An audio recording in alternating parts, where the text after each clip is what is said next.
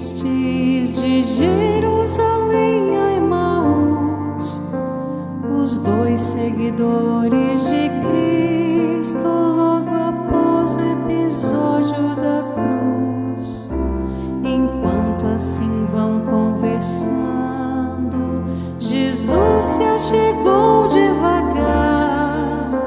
De que vocês vão palestrando e ao Senhor não puderem enxergar? Fica conosco, Senhor, é tarde, a noite já vem.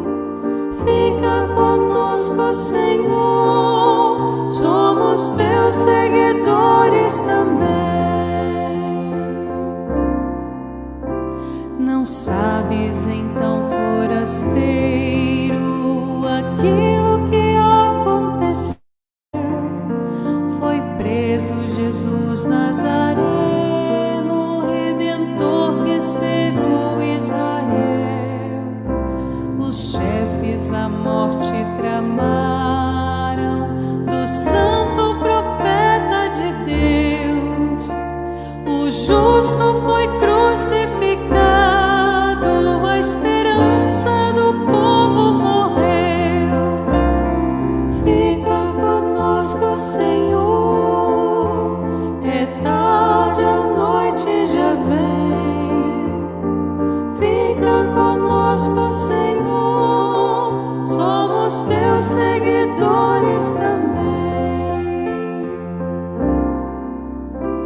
3 dias enfim se passaram, foi tudo uma doce ilusão. Um susto as mulheres pregaram, não encontraram seu corpo, mas não.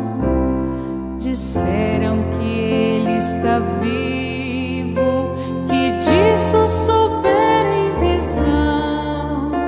Estava o sepulcro vazio, mas do Mestre ninguém sabe não.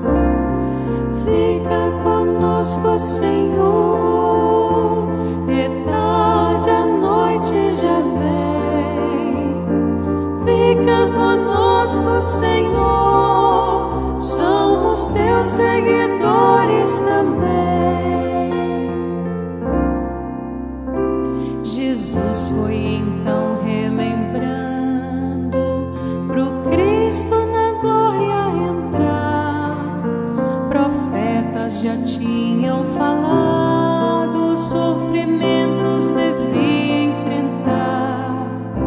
E pelo caminho afora ardia-lhes o coração. Falava-lhes das Escrituras, explicando a sua missão. Fica conosco, Senhor, é tarde, a noite já vem. Fica conosco, Senhor, somos teus seguidores também. Chegando ao final, ao destino, Jesus fez que ia passar, mas eles demais insistiram: vem, Senhor, vem conosco ficar. Sentados com eles à mesa, deu graças e o pão repartiu. Dos dois foi tão grande a surpresa, Jesus Cristo, Senhor, ressurgiu. Fica conosco, Senhor, é tarde, a noite já vem. Fica conosco, Senhor, somos teus seguidores também. Fica conosco, Senhor, é tarde, a noite já vem.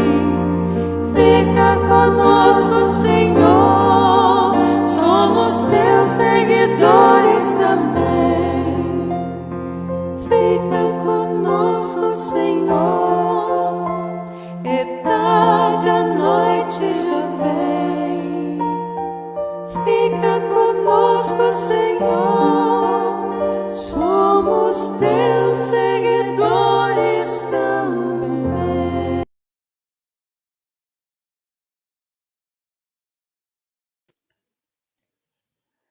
Muito bem, gente, boa noite, sejam todos bem-vindos e bem-vindas a mais um encontro com o Evangelho de Lucas. Vá compartilhando o link. Quem tem Facebook, compartilhe também no seu perfil, porque assim, com certeza, a gente levará mais longe a palavra de Deus.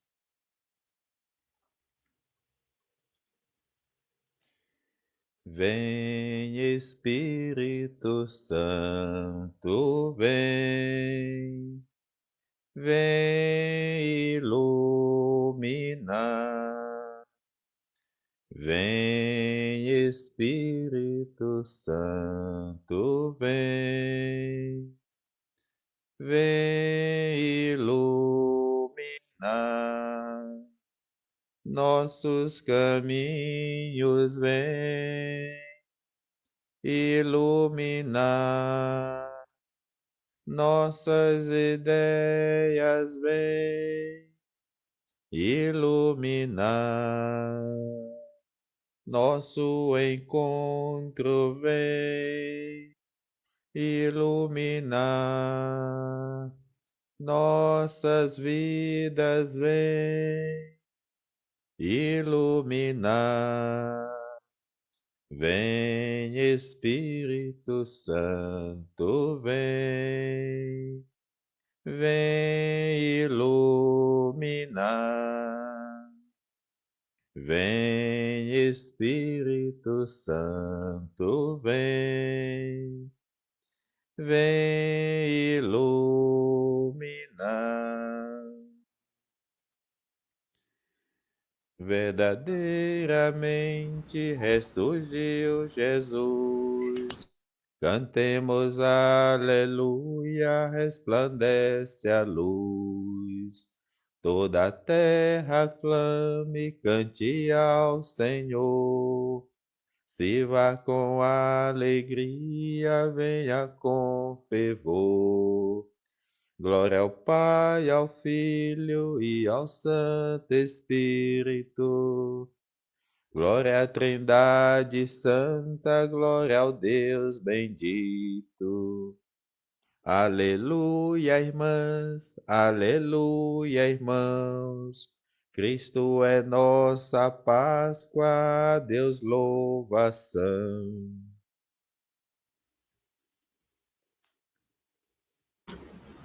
Boa noite. Oração para ler a Bíblia. Senhor, enviai teu Santo Espírito para que eu compreenda e acolha tua santa palavra, que eu te conheça e te faça conhecer, te ame e te faça amar, te sirva e te faça servir, te louve e te faça louvar para todas as criaturas. Fazei, ó Pai, que pela leitura da palavra os pecadores se convertam, os justos se perseverem na graça e todos consigamos a vida eterna. Amém. Pela palavra de Deus, saberemos por onde andar. Ela é luz e é verdade. Precisamos acreditar. Então, gente, nos apresentando, começando pelas mulheres, diga aí o seu nome, de onde é, de onde está falando. Maria Zélia de Souza, da paróquia de São Raimundo das Mangabeiras. E qual é a sua pastoral? Participo da pastoral bíblica, já tem 1 ano e meio, e estou aqui pela primeira vez, e nervosa, mas vamos seguir, né? E eu sou o padre José Alberto, também pároco aqui em Mangabeiras, com muito amor e carinho participo da pastoral bíblica, uma pastoral que a gente tem um olhar carinhoso porque ela existe para a edificação de todos nós, não só de um setor, só de um grupo, mas nenhuma estrutura é completa sem a Bíblia. Gente, nós, como Pastoral Bíblica, todos os anos propomos, lemos e estudamos o Evangelho do ano. E este ano é diferente, o Evangelho de Lucas, que é o Evangelho do ano litúrgico. Já fizemos um bom caminho, uma introdução, estudamos 4 encontros, 4 textos, na verdade, e hoje a gente vai fazer um apanhado de todos os textos e concluir com o texto de hoje, que é o último texto, tá bom? Então, aguarde, ao menos por solidariedade, mas principalmente por compromisso, para que você tenha uma compreensão do Evangelho e do texto de hoje, acompanhe a nossa live e ajude outras pessoas também a acompanhar. A obra lucana, ou seja, do Evangelho de Lucas, é composta por 2 livros, isto é, o Evangelho de Lucas e os Atos dos Apóstolos. O primeiro livro apresenta a vida, as atividades e os ensinamentos de Jesus desde a Galiléia até Jerusalém, que é o Evangelho. O segundo livro narra a vida e o desenvolvimento das primeiras comunidades cristãs de Jerusalém até Roma. Então veja a riqueza desse texto, desta mensagem para todos nós. Ele recolhe informações de outras fontes, como por exemplo o Evangelho de Marcos, que foi o primeiro texto a ser escrito, e também a fonte Q. O que era a fonte Q? Fonte Quelle, em alemão. Era justamente vários ditos, as pessoas escreviam algo que Jesus falou em algum lugar, falou em outro lugar. E alguém juntou como que uma apostila, e isso foi muito importante para quem foi escrever um texto mais sistematizado, como Lucas, Mateus e os livros seguintes. A obra, o Evangelho, é destinado a um teófilo, que a gente, pela etimologia da palavra, theo é Deus, filos, amigo. Ou seja, o Evangelho de Lucas é escrito para os amigos de Deus. Os amigos de Deus, a gente subentende, naquele momento, eram os membros da comunidade, aqueles que iam receber o Evangelho, assim como todos nós hoje. Outro detalhe importante no Evangelho de Lucas, ao apresentar a sua narrativa, o autor utiliza com frequência as seguintes palavras: cidades, pobres, multidão, oração, salvação, conversão, misericórdia. A cidade sempre vai aparecer como um contraste, onde ela vai ter o poder religioso, onde ela vai ter o poder político, o lugar onde centraliza realmente todas as formas de poder. Mas, ao mesmo tempo, também é ali onde vai ter os explorados. Se tem os exploradores, tem também os explorados. Os pobres, sem dúvida, os preferidos. Lucas 4, por exemplo, desde o primeiro texto, Lucas 1 já coloca Nossa Senhora que canta a queda dos poderosos e os humildes que serão exaltados. E, ao mesmo tempo, Lucas 4 coloca Jesus que veio para anunciar a boa nova aos pobres. No capítulo 6, olha, realmente são bem-aventurados os pobres, porque deles é o reino dos céus. E isso aparece no capítulo 10 em todo o Evangelho. Multidão, multidões. O Evangelho de Lucas sempre vai colocar uma multidão que está ali ao redor de Jesus, muito próxima de Jesus. E essa multidão que escuta, essa multidão que às vezes tem também a sua sede, a sua fome. É o evangelho que vai colocar Jesus constantemente em oração. Às vezes a noite inteira, seja para fazer uma escolha, seja para também momentos importantes. A salvação hoje, lembra, hoje a salvação chegou na tua casa. Hoje nasceu para nós um Salvador. Então é a eminência da presença de Deus. A misericórdia, o Evangelho de Lucas, e somente ele traz as 3 parábolas da misericórdia no capítulo 15.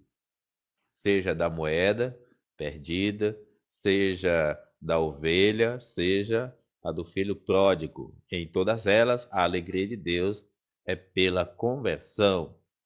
O Espírito, a gente sabe que o Evangelho de Lucas é escrito juntamente com os Atos dos Apóstolos. E quando a gente lê principalmente os Atos dos Apóstolos, nós vamos identificar a ação do Espírito Santo. Sempre vai dizer nós e o Espírito Santo, ou o Espírito Santo e nós. E o próprio capítulo 4 já diz isso também. O Espírito do Senhor está sobre mim. Conversão dos ricos. É o Evangelho de Mateus, de Lucas, que, por ser escrito num contexto urbano, com certeza vai lidar com pessoas ricas. Nas bem-aventuranças vai fazer uma crítica, mas é um alerta também para a conversão de todos eles. Afinal, o reino do céu cabe a todo mundo, desde que a gente ceda à conversão. Deus misericordioso. A imagem, o rosto de Deus é de fundamental importância também para a nossa compreensão teológica. Então, a imagem de um Deus misericordioso e não um Deus castigador. E depois, o Evangelho do Caminho. Jesus sempre vai aparecer em movimento. E isso faz com que o caminho ele não seja vazio, mas é um caminho missionário, é um caminho teológico, é um caminho catequético. Como todo texto, é importante também entender a intenção, o contexto que tem no Evangelho. A obra lucana teve a sua redação final por volta do ano 85. Marcos, a gente já sabe que é mais ou menos do ano 70. Lucas e Mateus, do ano 85. E o Evangelho de João, lá no final, assim como o Apocalipse, próximo ao ano 100. Essa obra pode ter sido escrita na cidade de Antioquia da Síria, Éfeso, ou mesmo na cidade da Grécia. É importante esses detalhes, mas o que é mais importante é saber que foi num contexto urbano. Para nós, o mais importante é saber que surgiu numa cidade grande, sob o domínio do Império Romano e em comunidades fundadas por Paulo, composta por estrangeiros e judeus cristãos. A grande maioria era pobre, mas havia também algumas pessoas ricas. Além das dificuldades internas, as comunidades há muito tempo enfrentavam várias situações de sofrimento. O domínio do Império Romano, olha gente, todo o Novo Testamento a gente tem como pano de fundo a realidade do Império Romano. Então, se alguém quer entender as comunidades de fato, procure ler sobre o Império Romano, como é que ele atuou. E à medida em que a gente compreende, a gente vai ver que o próprio Império ele tinha como que o seu evangelho, ou seja, aquilo que para eles era uma boa nova, mas uma boa nova de domínio, uma boa nova de escravidão, uma boa nova que todos os impérios viveram da mesma forma. O domínio do Império Romano foi marcado por guerras constantes pelo poder e por numerosos impostos. A situação do povo foi piorando cada vez mais. Muitas pessoas ficaram endividadas, perderam suas terras e acabaram tendo que trabalhar como arrendatárias, meeiras, diaristas ou mesmo sem trabalho. 64, Nero começou a perseguição a Roma, foi ele que tocou fogo em Roma e botou culpa dos cristãos. Depois nós temos a Guerra Judaica, onde vai acontecer pelo ano 70 a destruição de Jerusalém e a destruição do templo, obviamente. Então, imagine o que significa isso. falando assim, certamente, afetivo, emotivamente, não diz nada para nós hoje.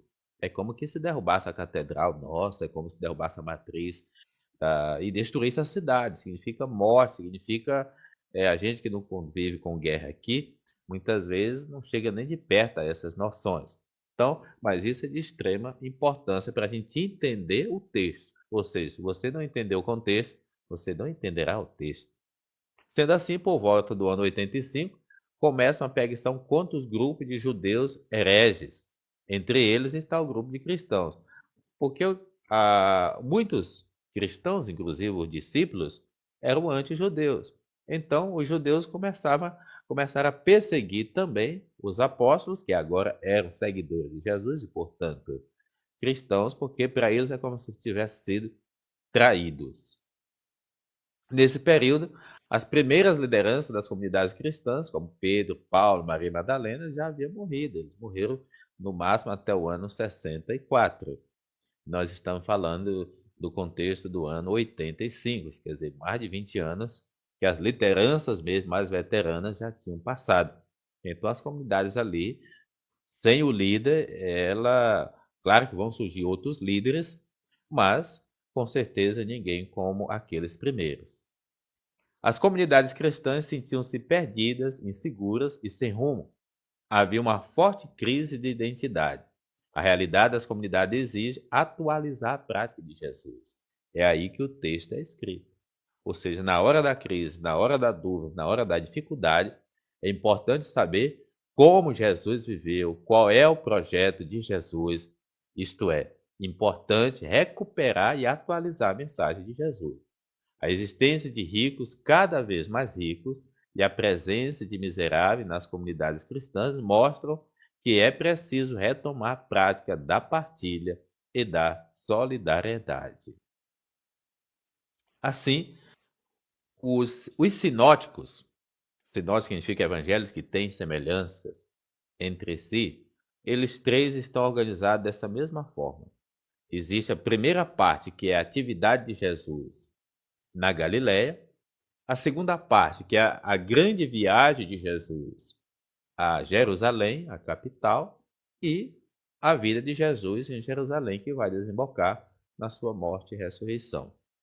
Então, Mateus, Marcos e Lucas vão ser escritos nessa mesma forma. Assim, a atividade de Jesus nós vamos encontrar desde o capítulo 4 até o capítulo 9, versículo 50. Aqui, depois que Jesus sofre as tentações. Depois, a grande viagem a Jerusalém. A viagem não é um caminho vazio. Mais do que um dado geográfico, ele é um caminho teológico. É no caminho que Jesus vai encontrar pessoas, às vezes estrangeiras, no caminho que ele vai dar ensinamentos aos discípulos e até fazer também muitas correções. E quando chega em Jerusalém, a gente sabe, por exemplo, o capítulo 10 vai colocar Jesus chegando à casa de alguns amigos, como Lázaro, Maria e Marta, que ficava próximo já a Jerusalém. E depois Jesus vai chegar à grande cidade, onde vai sofrer o grande processo. Não preciso nem dizer que das injustiças, das calúnias. O Evangelho de João chega a dizer por inveja. E vai ser crucificado, vai morrer e vai ressuscitar ao terceiro dia. Tudo isso nós vamos encontrar aí nessa terceira parte do capítulo 19 até o capítulo 24, versículo 53.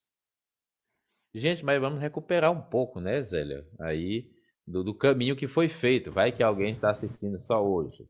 Quais foram as outras temáticas que antecederam a temática de hoje? Estamos fazendo um apanhado geral. O primeiro encontro teve como tema Os pobres reconhecem a ação salvífica de Deus. Personagem Maria e Isabel.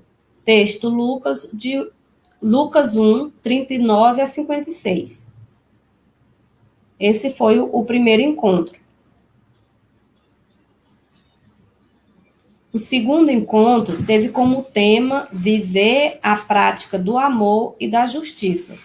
Personagens: Jesus, discípulos e a multidão, que vem o texto de Lucas 6, 20 a 26. Esse foi o segundo encontro. Terceiro encontro teve como tema servir o próximo. Personagens: Jesus, legista, homem ferido, assaltante, sacerdote e o samaritano. Texto: Lucas 10, 25 a 37.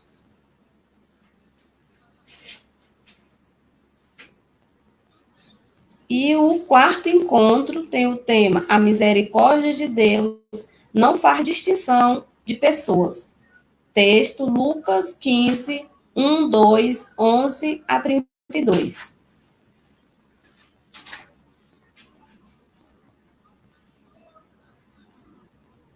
E o quinto encontro, que tem como tema o ressuscitado, caminha conosco e nos envia em missão. Texto: Lucas 24, 13 a 35.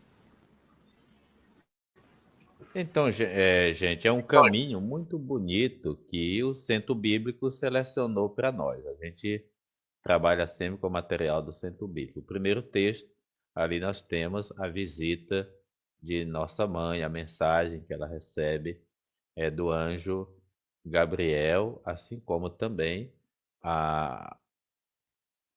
dessa mensagem nasce a solidariedade, que é o encontro com Isabel. O segundo texto, nós já temos aqui as bem-aventuranças e as maldições. Depois, nós temos o encontro do samaritano, outro texto-chave também importante para a gente compreender. O quarto encontro, a gente tem o texto da misericórdia, sobretudo do filho pródigo. E hoje a gente tem aqui o texto conhecido como Os Discípulos de Emaús. Pode ler aí, Zélia, de forma mais completa, que está previsto hoje no nosso Bíblia Gente. Nosso tema de hoje é: o ressuscitado caminha conosco e nos envia em missão. Personagens: os 2 discípulos e Jesus. A palavra-chave: aproxima-se, caminho e conversa. Escrituras: senta-se à mesa, partilha, ressuscitou e missão. A nossa perspectiva: abrir os olhos e o coração para percebermos a presença do ressuscitado nos caminhos que percorremos. Eles narram os acontecimentos do caminho e como o havia reconhecido na fração do pão. Lucas 24, 35.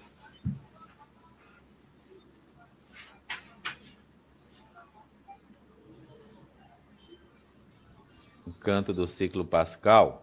Eu creio no mundo novo, pois Cristo ressuscitou. Eu vejo sua luz no povo, por isso alegre sou. Em toda pequena oferta, na força da união, no pobre que se liberta, eu vejo ressurreição. Eu creio no mundo novo, pois Cristo ressuscitou. Eu vejo sua luz no povo, por isso alegre sou.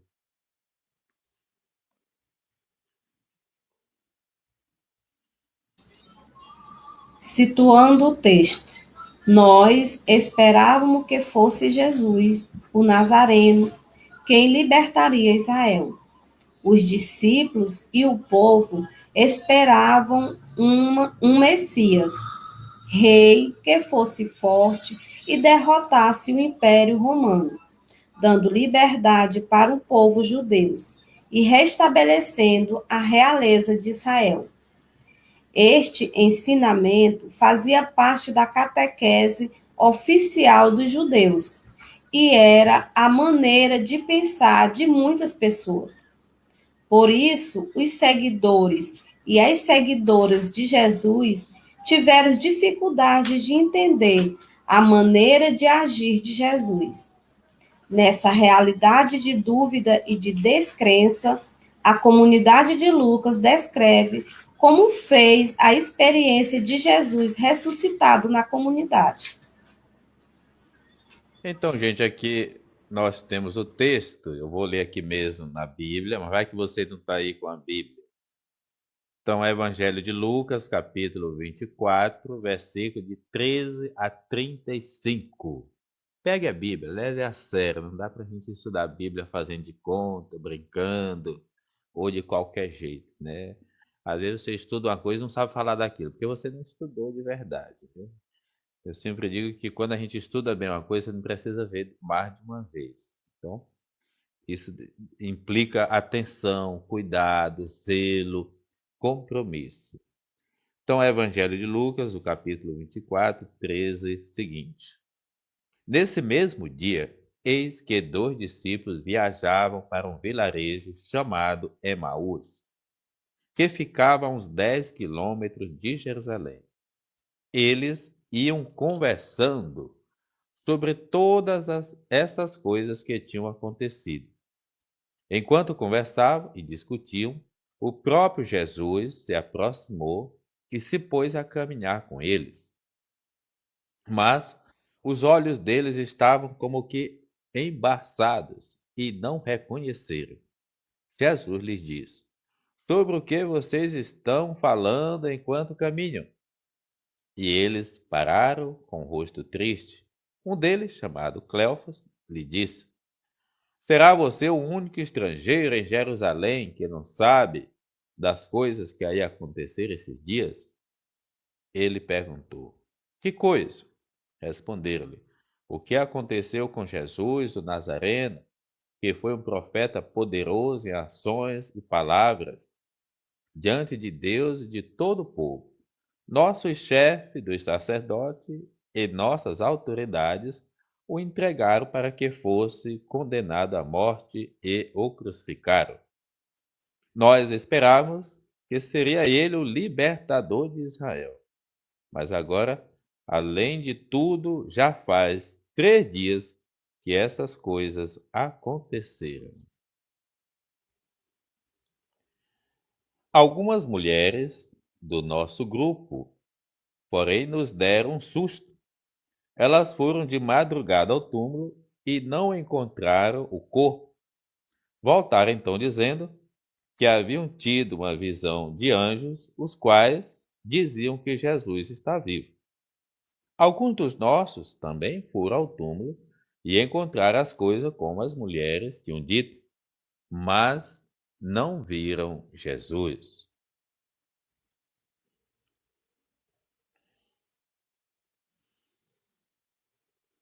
Então ele lhes disse: Ó insensatos e lentos de coração para acreditar em tudo que os profetas anunciaram. Será que não era preciso que o Messias sofresse tudo isso e entrasse na sua glória? E explicou-lhe o que dizia a respeito a ele e a todas as Escrituras, começando por Moisés, percorrendo todos os profetas. Quando estavam perto de um vilarejo, para onde iam, ele deu a entender que seguiria adiante. Ele, porém, insistiu: Fiquem conosco, pois já é tarde e a noite está terminando. Então ele entrou para ficar com ele. E estando com eles à mesa, tomou o pão, abençoou, partiu e deu a eles. Então os olhos deles se abriram e reconheceram, mas ele ficou invisível diante deles. E disseram um ao outro: Não é que o nosso coração ardia enquanto ele nos falava pelo caminho e nos explicava as Escrituras? Na mesma hora, se levantaram e voltaram a Jerusalém. E aí encontraram, reunidos os 11 e seus companheiros, que diziam: Realmente o Senhor ressuscitou e apareceu a Simão. E eles, por sua vez, contaram o que tinha acontecido pelo caminho e como tinham reconhecido Jesus quando ele partiu o pão. Palavra da salvação. Amados irmãos e irmãs, é um texto bonito, bastante conhecido por todos nós. A reflexão a gente procurou aprofundar um pouco mais com quem também estudou um pouco mais para nos ajudar, porque a intenção do nosso estudo é que ele possa ser instrumentos para nós que somos multiplicadores desta mensagem. A história do Evangelho nos apresenta é exclusiva de Lucas, ou seja, somente em Lucas você vai encontrar o episódio dos chamados discípulos de Emaús. Nenhum outro evangelista a refere. O texto põe a caminho com dois discípulos de Jesus que no dia de Páscoa vão de Jerusalém para Emaús. De acordo com o autor do nosso texto, os dois homens dirigiam-se para uma aldeia chamada Emaús, a 60 estádios de Jerusalém, cerca de 10 a 12 quilômetros. O que interessa mesmo ao autor é explicar aos cristãos, para quem escreve da década de 80 a 90, como é que podem descobrir que Jesus está vivo e como podem fazer a experiência do encontro com Jesus ressuscitado. Trata-se, portanto, de uma página de catequese, mais do que a descrição fiel de acontecimentos concretos, como se fosse uma reportagem jornalística. É um dado que supõe fé, teologia, por isso que as palavras têm significados bastante abrangentes. A cena coloca-nos, em primeiro lugar, diante dos dois discípulos que vão a caminho de Emaús. Um chama-se Cleofas, o outro não é identificado, como se Lucas quisesse dizer que podia ser qualquer um de nós, ou dos outros discípulos também. Os dois estão nitidamente tristes, desanimados, pois os seus sonhos de triunfo, que era a ideia de Messias que eles tinham, e de glória ao lado de Jesus, ruíram pela base aos pés de uma cruz. Em lugar de triunfar, deixou-se matar numa cruz, e a sua morte é um fato consumado, pois já o terceiro dia depois que isto aconteceu, e segundo a tradição, o terceiro dia após a morte é o dia da morte definitiva, do não regresso do túmulo. Abandona a comunidade, vou embora, que doravante não parece fazer qualquer sentido, e regressam à sua aldeia dispostos a esquecer o sonho e a pôr os pés na terra e a enfrentar de novo uma vida dura e sem esperança. É isso que nós interpretamos, está no imaginário dos chamados discípulos de Emaús. A discussão entre eles, a propósito de tudo o que tinha acontecido, deve entender-se neste enquadramento essa partilha solidária dos sonhos desfeitos que torna menos doloroso o desencanto. Isto é, eu conto o meu problema, você conta o seu problema. Para você ter cuidado para não criar uma chamada roda de depressão e todo mundo sair pior dali. Mas no sentido de partilha. Ou seja, quando você coloca a realidade da sua comunidade, que escuta a realidade do outro, você começa a perceber que você não é o único que está naquela situação. E ali é possível encontrar luzes. Na sequência, o autor do relato introduz no quadro uma nova personagem, Jesus. Ele faz-se companheiro de viagem deste discípulo em caminhada, interroga-o sobre o que se passou nesses dias em Jerusalém, escuta as suas preocupações, torna-se o confidente na sua frustração, porque até então Jesus é um estrangeiro desconhecido para aqueles dois discípulos. Os dois homens contam a história do mestre, cuja proposta os seduziu, mas a versão que contam termina no túmulo. Falta na sua descrição a fé no Senhor ressuscitado, ainda que conheçam a tradição do túmulo vazio. Quer dizer, as mulheres já tinham dado esta notícia, até uns outros já havia constatado, mas esses dois aqui, mesmo com isso, não tinham acreditado. Para responder às inquietações dos dois discípulos e para lhes demonstrar que o projeto de Deus não passava por quadros de triunfo humano, mas pelo amor até as últimas consequências e pelo dom da vida, começando por Moisés e passando pelos profetas, explicou-lhes em todas as escrituras o que lhe dizia respeito. Aqui nós vemos a importância da Bíblia. Quando você vê uma pessoa triste, é pessoa sem Bíblia. É na escuta e na partilha da palavra que o plano salvador de Deus ganha sentido. Só através da palavra de Deus explicada, meditada, acolhida, o crente, ou seja, a pessoa que crê, pode perceber que o amor até as últimas consequências e o dom da vida não são um fracasso, mas geram vida nova e definitiva. A escuta da palavra de Deus dá a entender ao crente a lógica de Deus e demonstra-lhe que a vida oferecida como dom não é perdida, mas é semente de vida plena. Os discípulos percebem, então, que os Messias tinham de sofrer tudo isso para entrar na glória.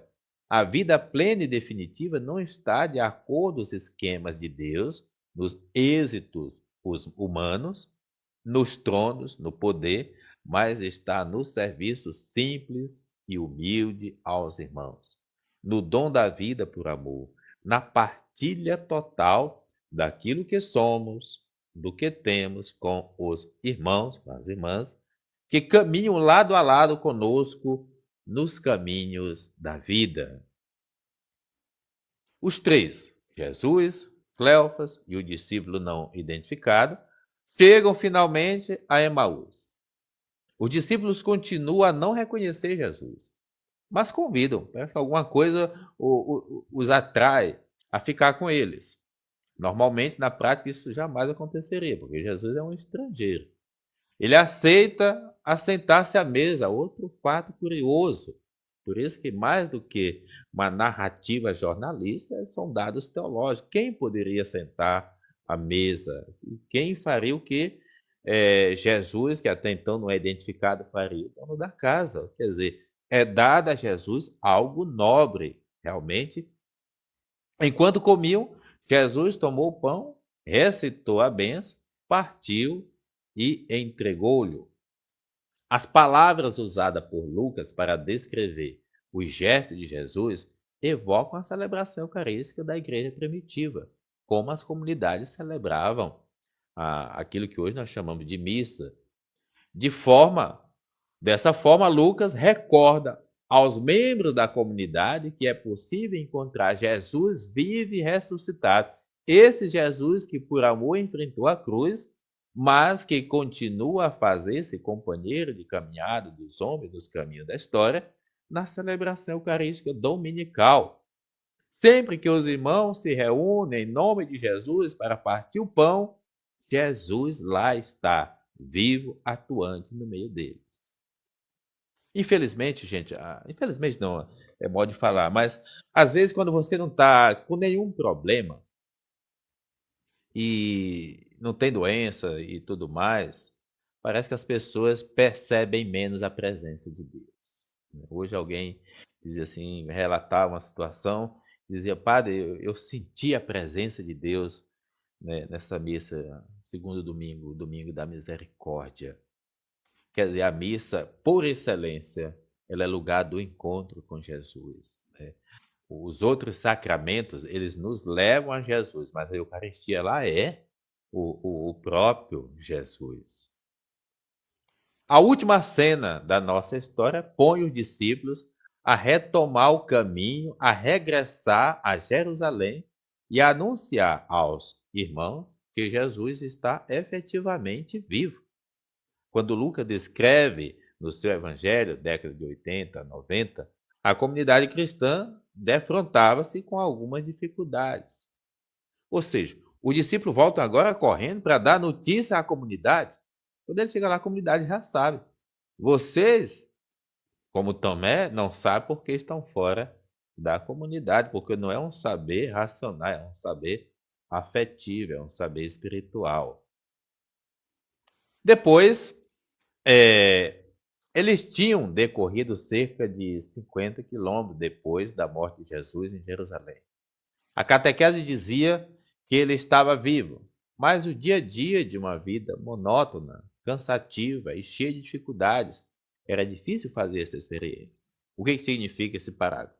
Às vezes você chega numa comunidade que ela está tão sem vida que a impressão que dá é que Jesus não está ressuscitado. Então, como é que alguém vai estar numa comunidade onde Jesus permanece morto, onde é só reclamação, só queixa, só lamúria? Quer dizer, se o ressuscitado não está ali, a tendência ou a tentação é fazer que os discípulos de Emaús, abandonar ou então migrar para onde Jesus está ressuscitado. As testemunhas oculares de Jesus tinham já desaparecido. Pedro, Madalena, Paulo, quer dizer, nessa época aqui já não existiu mais. E os acontecimentos da paixão, morte e ressurreição pareciam demasiado distantes, ilógicos e irreais. Quer dizer, as especulações que hoje nós também temos acerca até da existência de Jesus, imagina da ressurreição, elas são pertinentes.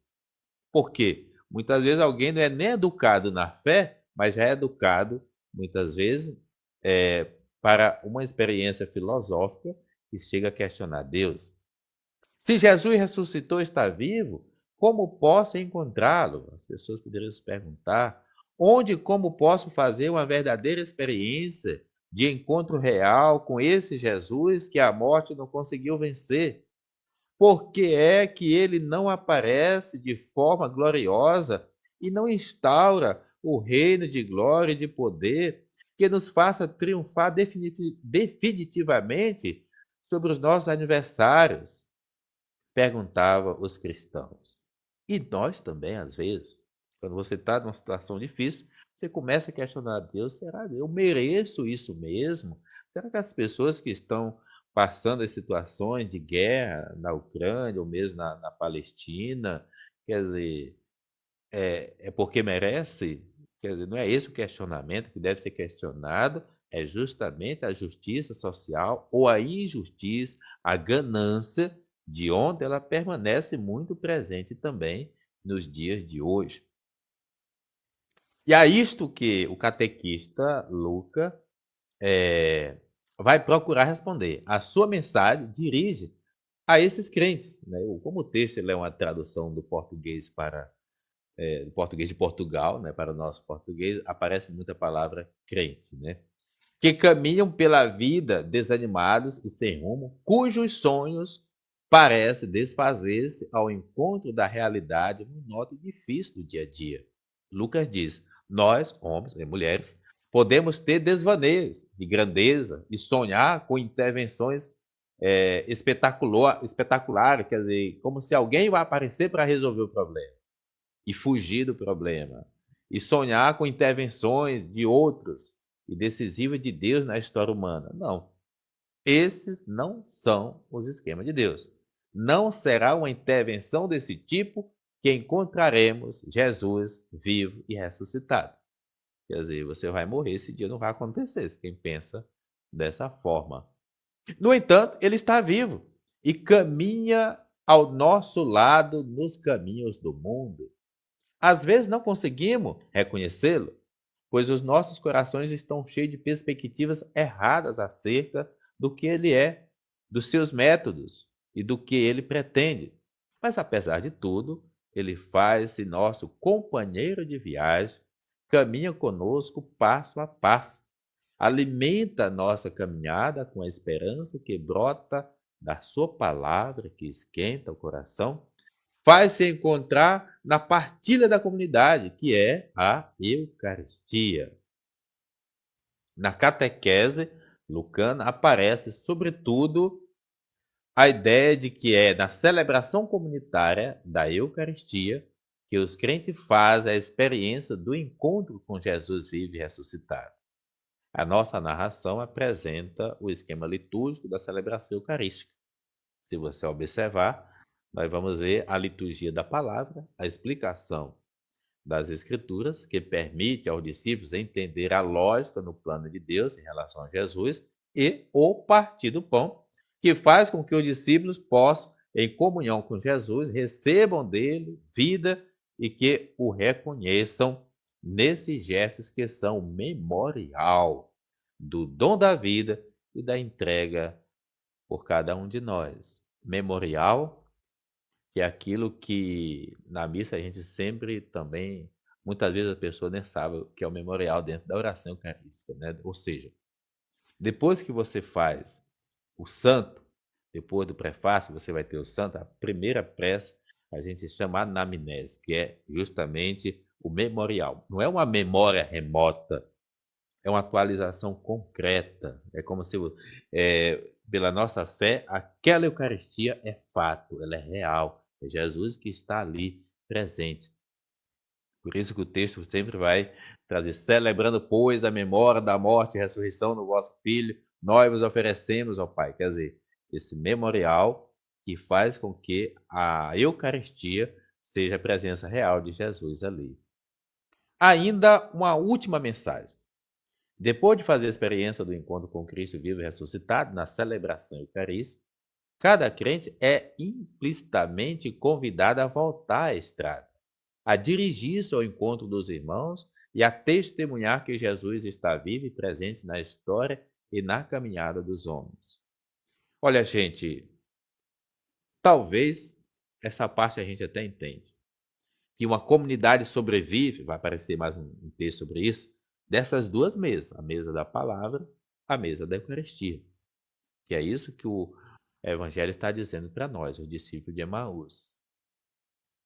Porém, esse terceiro passo, que é a missão, ele pode justamente tornar vazia essas duas mesas.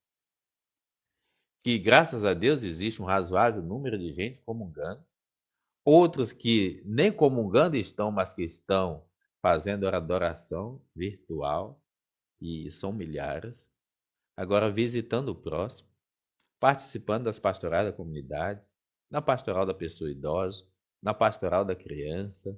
Os jovens estão convivendo nos grupos de movimento da sua comunidade.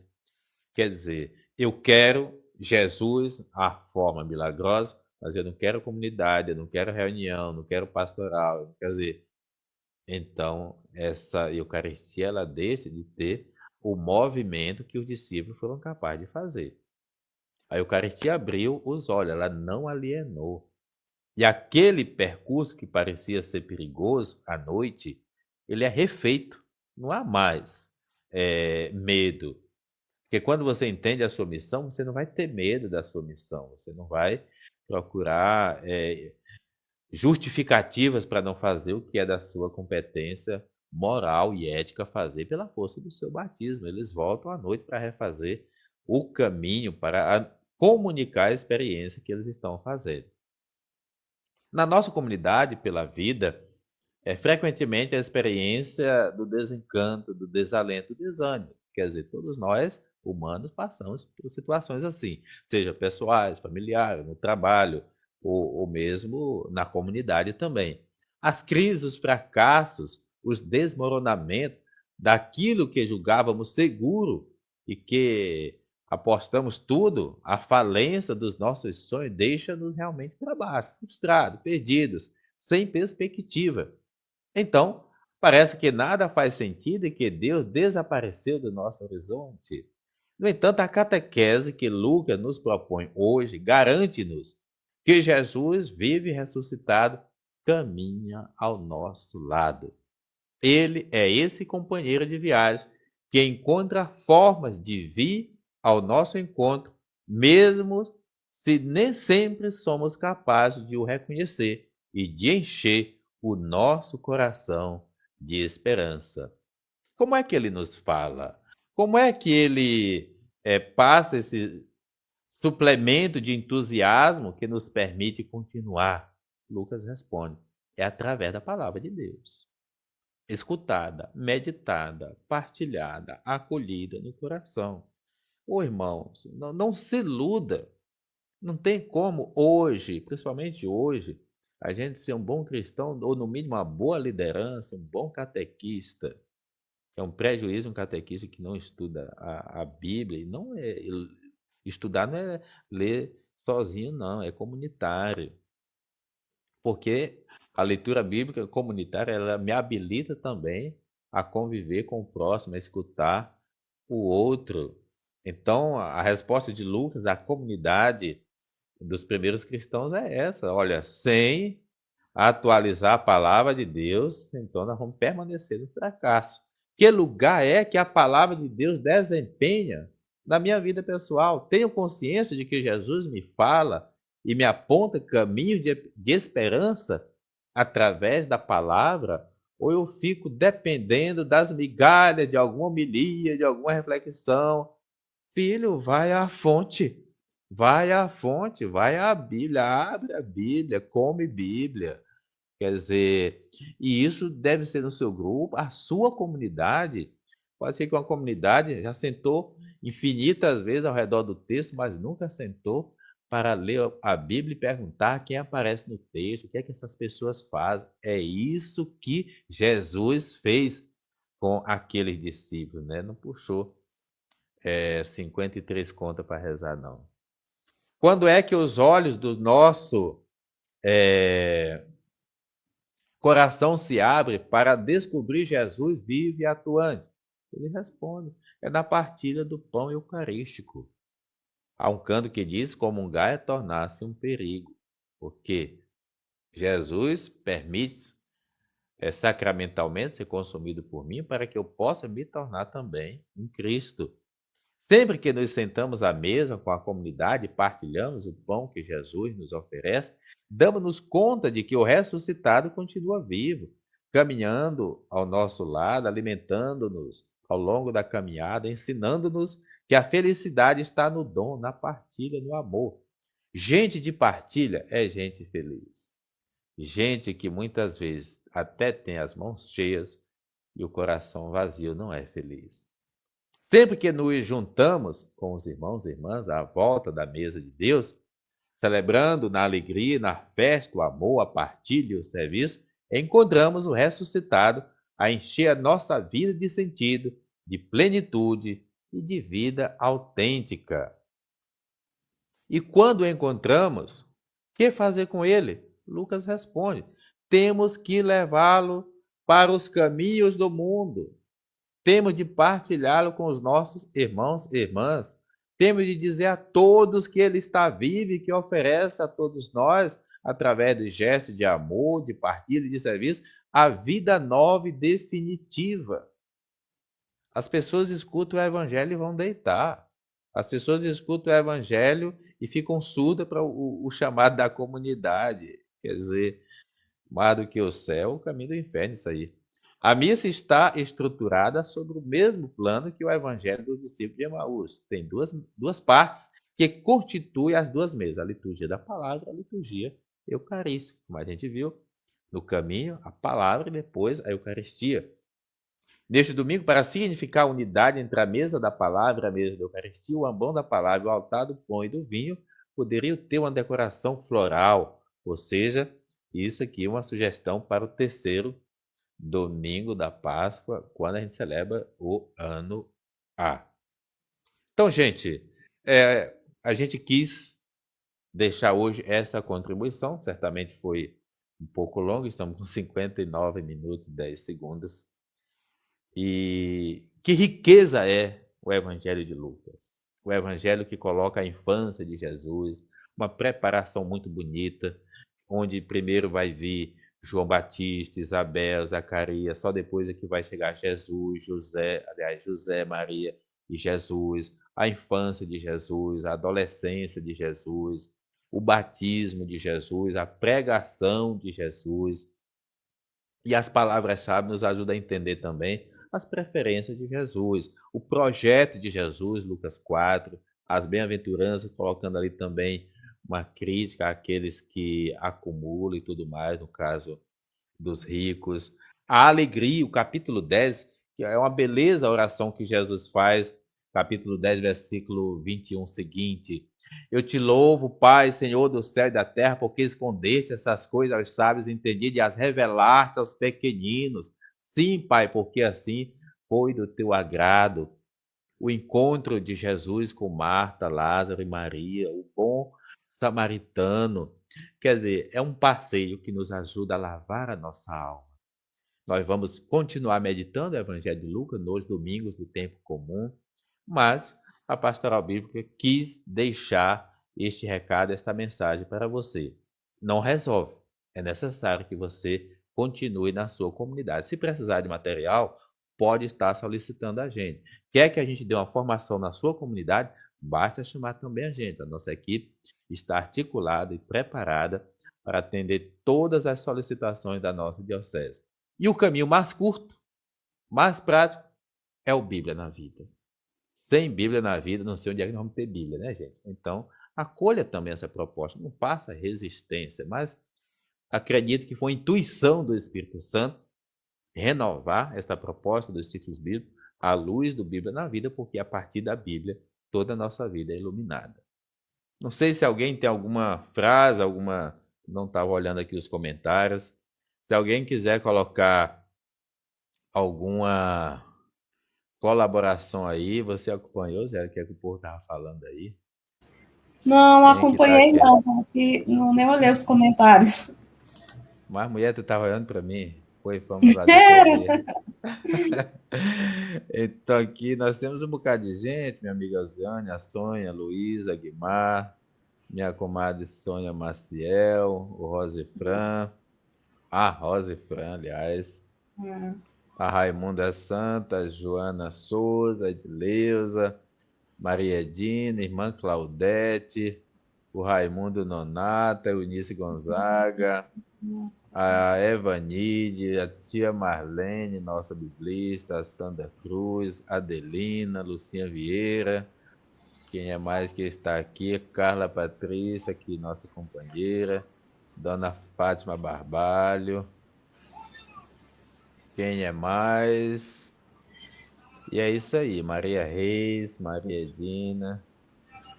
Então tá, minha gente, obrigado, viu? Edileuza, você faz aí, aliás, Zélia, faz aí para nós a oração e você que está aí reza com a gente, tá bom? Eu não vou rezar para não atrapalhar aqui a sintonia. Pai, entregamos em tuas mãos nosso caminho, as nossas buscas e os nossos sonhos. Abra espaço em nosso coração para realizar de maneira corajosa a missão que o teu Filho nos deixou. Ensina-nos a ser luz para os cegos, liberdade para os presos, alimento para quem tem fome, alegria para os que estão tristes e consolo para as pessoas desolaradas. Senhor, faz de nós homens e mulheres capazes de assumir o projeto da partilha e da solidariedade, que possamos viver como irmãos e irmãs, e em nome do Pai, do Filho e do Espírito Santo. Amém. Muito bem, minha gente. Então, muito obrigado. Que Deus abençoe. Tenhamos uma boa noite. Em nome do Pai, do Filho e do Espírito Santo. Acompanhamos um pouquinho o vídeo.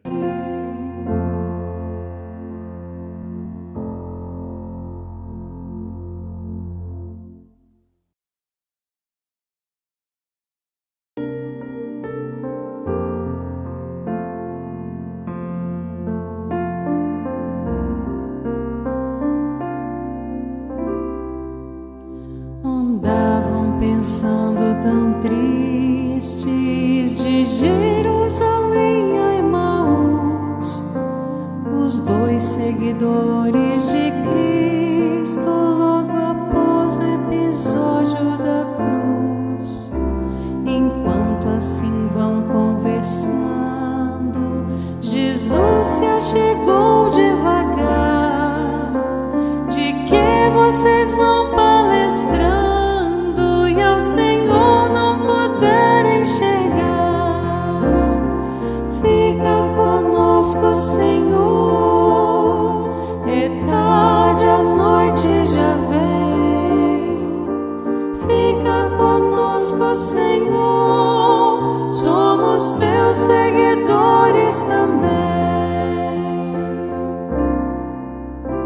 Não sabes então, forasteiro, aquilo que aconteceu? Foi preso Jesus Nazareno, Redentor que esperou Israel. Os chefes a morte tramaram,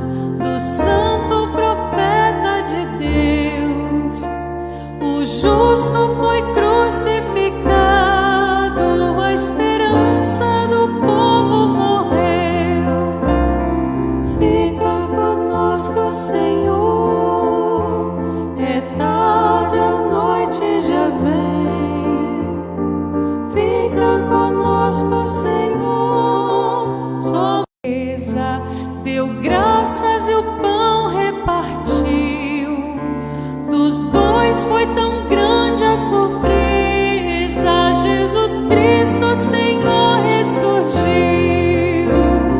Fica conosco, Senhor, é tarde, a noite já vem. Fica conosco, Senhor, somos teus seguidores também. Fica conosco, Senhor, é tarde, a noite já vem.